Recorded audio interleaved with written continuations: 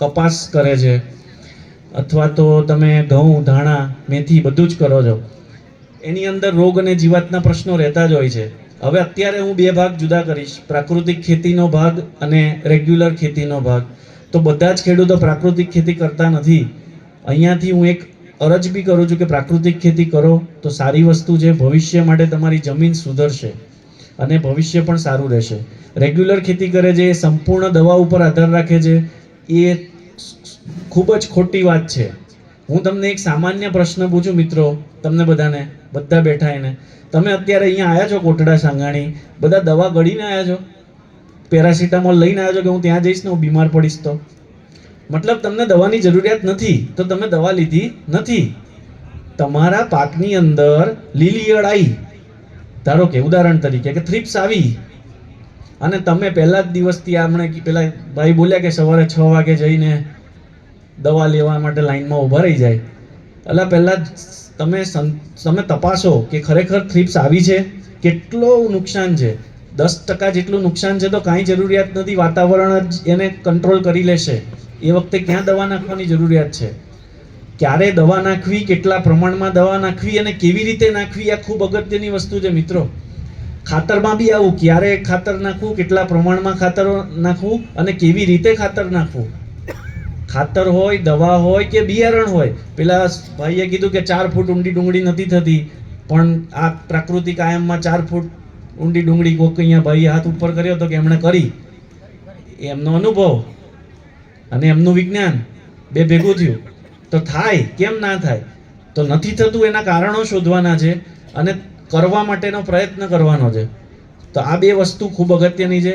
કેવી રીતે વાવવું, કેવી રીતે ખાતર આપવું, કેવી રીતે દવા આપવી, કેટલા પ્રમાણમાં આપવી અને ક્યારે આપવી. ક્યારે આપવી એ ખૂબ જરૂરી છે વસ્તુ. કોઈ બી વસ્તુ ક્યારે આપવાનું.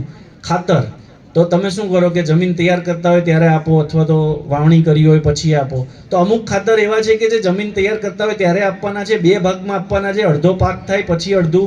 ધારો કે ઉદાહરણ તરીકે 100 કિલો ખાતરની જરૂરિયાત હોય તો 50 કિલો ખાતર તમારે વાવણી વખતે આપવાનું છે અને 50 કિલો ખાતર તમારે અડધો પાક થાય ત્યારે આપવાનું છે. આપણા મગજમાં એ વસ્તુ ઉતરતી જ નથી. દર મહિને કે 2 મહિને ડીએપી અને પોટાશ કે યુરિયા આપણે જવા દઈએ.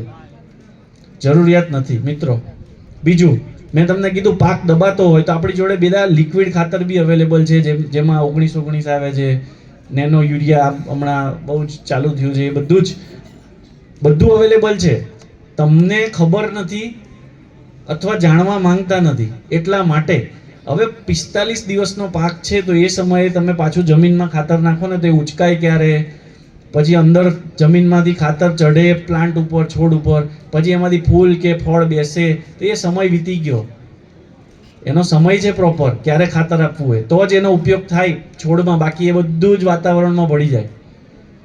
તો આ એક વસ્તુ ખાસ યાદ રાખવાની છે. બીજું, રોગ પ્રતિકારક શક્તિ વિશે મારે વાત કરવી છે. કોની? આપણી નહીં. આપણી તો કરી વાત, મેડમે બી કરી, માનનીય મંત્રીશ્રીએ અને બીજા ભાઈએ બી કરી કે ધાન્ય પાકો, ગૌણ ધાન્ય પાકોથી આપણી રોગ પ્રતિકારક શક્તિ વધે છે. રાગી, જુવાર, બાજરો. હું વાત કરું છું ઈયળની રોગ પ્રતિકારક શક્તિ કે રોગની રોગ પ્રતિકારક શક્તિની વાત કરું છું, મતલબ ફૂગની. મિત્રો, દવા ઉપર આપણે જે વળી ગયા છે, તમે બધા એક મને વસ્તુ કહો કે લીલી ઈયળ આવી એટલે આપણે જઈને એગ્રો સેન્ટરમાં પહેલી જ શું આવે કે ભાઈ તમે પેલી નાખી દો, પેલી કોરાજન નાખી દો. ઉદાહરણ તરીકે કે કોઈક ભારે દવાનું નામ આવશે, એક્સ દવા છે એનું નામ ધારો કે, તો કે ભાઈ આ એક્સ દવા તમે છાંટવા માંડો. હવે હું એમ કહું છું કે હજી તાવની શરૂઆત છે મારી, તો હું ઘરે હળદર કે પેલું ગરમ પાણીના કોગળા કરીશ ને તો એનાથી બી મારું ગળું સારું થઈ જશે. પછી હું સ્વેટર પહેરીશ ને તો એનાથી મને થોડીક શરદીમાં રાહત થશે. પછી ઘરઘરાઉ ઉપચાર કરીશ ને તો એનાથી મારી શરદી મટી જશે. પછી નથી મટતી તો હું ડૉક્ટર પાસે જઈશ, એ મને સામાન્ય દવા આપશે. સીધા સ્ટીરોઇડ આપવા માંડે તમને કોઈ દિવસ ડૉક્ટર? સામાન્ય પેરાસિટામોલ આપે તમને. પછી એમાંથી તમે સારા ના થાવ તો બીજી દવા, તો ત્રીજી દવા. આપણે શું કરીએ છીએ?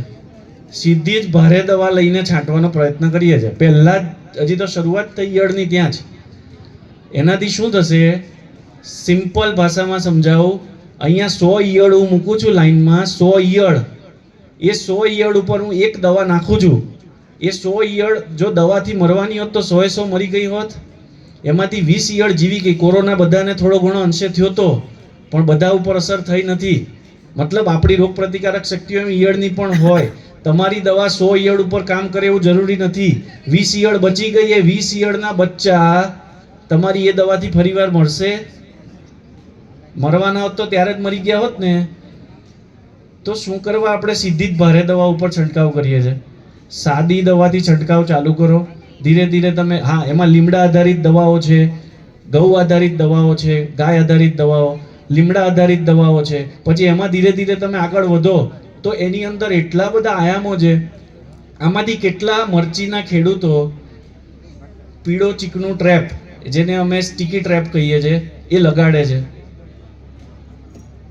આ એક પ્રગતિશીલ ખેડૂતે હાથ ઉપર કર્યો. તો તમે મોજણી, બીજા ભાઈ, મોજણી અને મોજણી જ નહીં કરો તમારા ખેતરની. વાડીએ જવાનું, બહાર શેઢાપાળા પર ઊભા રહીને જોઈ લેવાનું કે ખાતર તો, અરે સોરી, પાક તો બહુ સરસ મારે મોલ છે, મજા આવે એવો છે, ચાલો પાછા ગામે જઈને બેવાનું ચોરે. અંદર ઉતરવું પડશે રેન્ડમલી. એટલે સામાન્ય રીતે ખેતરમાં આમ ઝિગઝેગ એમ શેપમાં, અહીંથી આમ જાઓ, પાછા આવો, પાછા જાઓ, પાછા આવો, એમ ખેતરમાં તમે 10-15 છોડ જોશો ને તો છોડ શું કહેવા માંગે છે ને તમને ખબર પડશે. અને એ છોડ ઉપરથી તમે નક્કી કરી શકશો કે આમાં તો થ્રિપ્સની વસ્તી દેખાય છે. અને એ પીળું ચીકણું ટ્રેપ હશે, જે મેં તમને યલો સ્ટીકી ટ્રેપ કીધું, એના ઉપર થ્રિપ્સ ચોંટી ગઈ હશે, તો ખેતરમાં એક એક છોડ ઉપાડીને જોવાની જરૂર બી નહીં પડે. એ પીળું ટ્રેપ તમને કહી દેશે કે જો આમાં તો 20% જેટલી થ્રિપ્સ દેખાય છે, મતલબ મારા ખેતરમાં ઓલરેડી 50%ની વસ્તી હશે. તો તમારે તો બહુ મહેનત કરવાની જરૂરિયાત જ ના પડી. તરત જ તમે નીમબેઝ, લીંબોડી આધારિત દવાનો છંટકાવ ચાલુ કરો. એટલે શરૂઆતમાં જેની વસ્તી વધતી હોય એ જ અટકી જાય. અને પછી ધીરે ધીરે તમે ફૂગ આધારિત દવાઓ છે, જેમાં બિવેરિયા અને લેકાનીસિલિયમ લેકાની એવી એક ફૂગ આધારિત દવાઓ છે, એ પણ તમે છાંટી શકો. આ બધું ઓર્ગેનિક ખેતીના આયામો કહું છું હું તમને. પ્રાકૃતિક ખેતી અલગ છે, ઓર્ગેનિક ખેતી અલગ છે, અને આપણી રેગ્યુલર ખેતી અલગ છે, જેને આપણે રાસાયણિક ખેતી પણ કહી શકીએ છીએ.